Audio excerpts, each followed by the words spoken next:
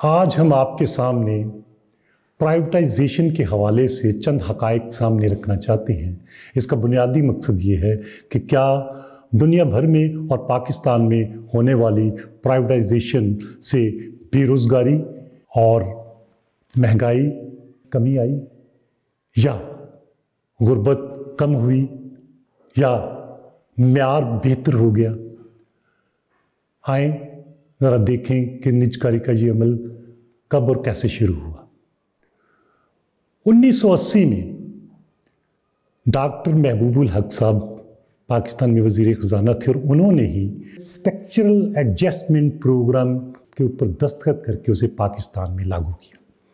Structural adjustment programme का बुनियादी मकसद था कि सनतों के अंदर और कारोबार के अंदर, बिजनेस के अंदर राइट साइजिंग, डाउन साइजिंग और गुड गवर्नेंस लाई जाए, गोल्डन हैंडशेक किए जाए।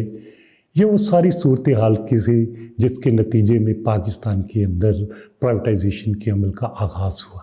2024 में नई हुकूमत आई है और नई हुकूमत में भी यही है कि प्राइवेटाइजेशन और निजकारी को तेज़ किया जाए। वज़ीर आज़म की 7 तारीख को जो हेडलाइन बनी प्रिंट मीडिया के अंदर, वो मैं आपके सामने रखना चाहता हूँ और आपको पढ़कर सुनाता हूँ। वज़ीर आज़म शहबाज शरीफ ने PIA की निजकारी पर अमल दरामद के लिए हतमी शेड्यूल तलब कर लिया। सुस्ती, लापरवाही बर्दाश्त नहीं की जाएगी, शफाफियत यकीनी बनाई जाएगी। ये मोहतरम वज़ीर आज़म का बयान था। आए अब शफाफियत को ही देखें तो हम देखते हैं कि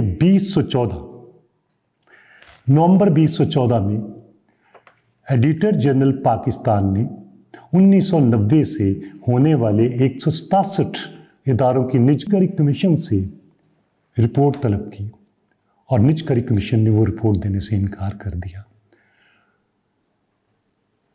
इस हवाले से एडिटर जनरल पाकिस्तान का कहना था कि इस निजकारी के अमल में शफाफियत नहीं है और इससे कबल 1990 से शुरू की जाने वाली निजकारी का अमल मुतनाज़ा, गैर शफाफ और अकरबा परवी से मुल्क व कौम के लिए खसारे का सौदा रहा।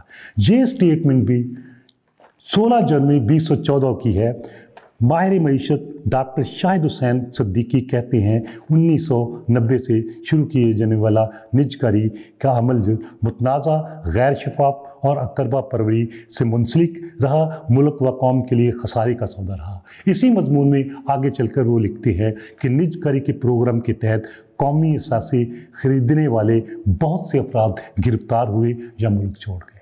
सवाल ये है कि निजकारी ने कि इस प्रोग्राम के तहत पाकिस्तान के अंदर सनती तरक्की हुई या सनती तनाज़ुल हुआ, और फिर पाकिस्तान के अंदर गुर्बत की शरह 1990 से आज ज़्यादा क्यों है? आज महंगाई जो है वो 1990 से ज़्यादा क्यों है? आज सबसे ज़्यादा महंगाई के साथ साथ अब म्यार में बेहतरी क्यों नहीं है? म्यार में ज़वाल पजीरी क्यों है? ये वो सारी बातें हैं जो निजकारी से मुंसलिक हैं। ये भी हम बताते चले जाएं। 19 दिसंबर 2022 को एक खबर शाया होती है कि 2002 से 2022 तक मुल्क में 299 अरब डॉलर आने के बावजूद 2022 में मुल्क 127 अरब डॉलर का मकरूज़ है। सवाल ये है कि ये सारी चीज़ें आपके सामने रखने का बुनियादी मकसद ये है कि क्या प्राइवेटाइजेशन के नतीजे में और अब होने वाली प्राइवेटाइजेशन के नतीजे में कैसे कहा जा सकता है कि इस मुल्क के अंदर स्टेबिलिटी आएगी, इस मुल्क के अंदर गुर्बत ख़त्म होगी, बेरोज़गारी ख़त्म होगी और म्यार जो है वो क्वालिटी में आ जाएगा। ये वो सारे पॉइंट हैं जिसको मैं आपके सामने रख रहा हूँ। बराबरी पार्टी पाकिस्तान समझती है कि निजकारी के इस तमाम अमल ने पाकिस्तान में अफलास को जन्म दिया है और इंतहाई सतह की बेरोज़गारी और गुर्बत को जन्म दिया है। हल इसके लिए क्या है? हल सिर्फ यही रह गया है कि इस मुल्क के अंदर अब ज़री इस्लाहात की जाएं और दही आबादी में रहने वाली 67% आबादी में से जो लोग बेज़मीन किसान हैं, हारी हैं, खेत मजदूर हैं, उनको ज़मीन तकसीम की जाए, इस कदर तकसीम दी जाए कि वो अपने ख़ानदान में खुशहाल ज़िंदगी बसर कर सकें। और बाकी मानदा बच जाने वाली ज़मीन जो है उसके अंदर कोऑपरेटिव फार्मिंग से एक जदीद सनतकारी का अमल किया जाए और इसे सनती बुनियादों पर चलाया जाए। तो इसका बुनियादी मकसद ये है कि दही आबादी को तरक्की देकर, उसको पाँव पर खड़ा करके, उनमें खुशहाली लाकर दही आबादी को शहरी सतह की सहूलतें दी जाएं। दूसरा, मईशत के बड़े बड़े सेक्टरों के अंदर ज़रूरी हो गया है कि उसकी सोशलाइजेशन कर दी जाए, यानी कि पाकिस्तान के बड़े बड़े बिजनेस, बड़े बड़े कारोबार, बड़े बड़े संतों को कौमी आने के बाद उनके वहाँ काम करने वाले ज़हनी और जिस्मानी मेहनत कशों के जमहूरी कंट्रोल में दे दिया जाए और ये उनका जमहूरी कंट्रोल नफ़ा और नुकसान की बुनियाद पर हो। इस अमल से जो पैदा होने वाली दौलत होगी उससे पाकिस्तान के आम लोगों के अंदर और उनकी खुशहाली के लिए एक वाफर मिक़दार में हमारे पास फ़ंड मुयस्सर आ सकता है। पाकिस्तान की खुशहाली के लिए ज़रूरी हो गया है ज़री इस्लाहात और बड़ी बड़ी संतों की सोशलाइजेशन, यानी कि उनकी कौमी मिल्कियत लेकर मेहनत कशों के जमहूरी कंट्रोल में दे देना। यहाँ से मैं आगे चलूँगा। प्राइवेटाइजेशन के जो प्रोसेस चला है उसके नतीजे में एक ऐसी नौदलतियों की क्लास ने जन्म लिया है जिनका जिक्र 1977 में डॉक्टर महबूबुल हक ने नहीं किया था।